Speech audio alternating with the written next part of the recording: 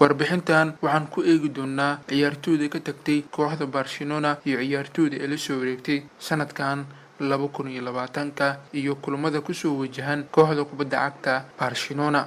Haddii aan fiirino kooxda Barcelona sanadkan dhowr ciyaartoy ayaa ka tagtay. Xiddiga ugu horeeya waa Luis Suarez in muddo ku soo qaatay kooxda Barcelona wuxuuna ku biiray kooxda Atletico Madrid oo ka ciyaarta horyaalka La Liga dalka Spain. Xiddiga kale ee Barcelona ka tagay waa Arturo Vidal wuxuuna horta ugu biiray kooxda Inter Milan waxaana ka ciyaartaa horyaalka Italian Serie A. Xiddiga saddexaad waa Nelson Semedo wuxuuna ku biiray kooxda Wolves waxaana ka ciyaartaa horyaalka Premier League. Xiddiga afaraad waa Ivan Rakitic wuxuuna ku laabtay kooxdiisii hore ee Sevilla. Xiddiga shanaad xilli ciyaareedkan ka tagay ama Barcelona iska iibisay waa Artur Melo wuxuuna ku biiray kooxda Juventus waxaana ka ciyaartaa horyaalka Italian Serie A. Haddii aan fiirino ciyaartoyda ee la soo wareegtay xilli ciyaareedkan kooxda kubadda cagta Barcelona ayaa la soo wareegtay Pjanic waxayna ka soo qaateen kooxda Juventus. Sergio Dest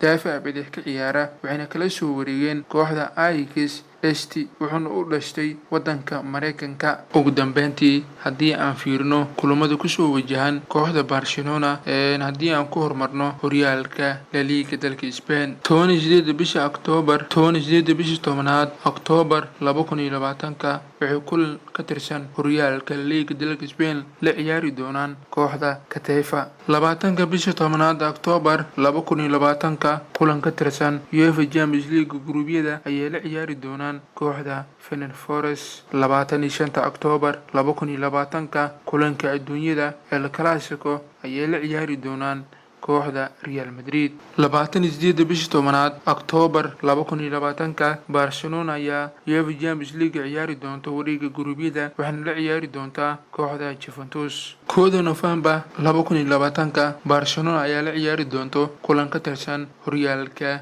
La Liga dalka Spain. 8 November 2020 Barcelona ayaa kulan ka tirsan horyaalka La Liga dalka Spain waxay la ciyaari doontaa kooxda Real Betis. Waana kulamada ku soo wajahan kooxda Barcelona xilli ciyaareedka 2020 iyo 2021. Taageere aragtidaada waad ka soo dhiibi kartaa kulamada ku soo wajahan kooxda Barcelona.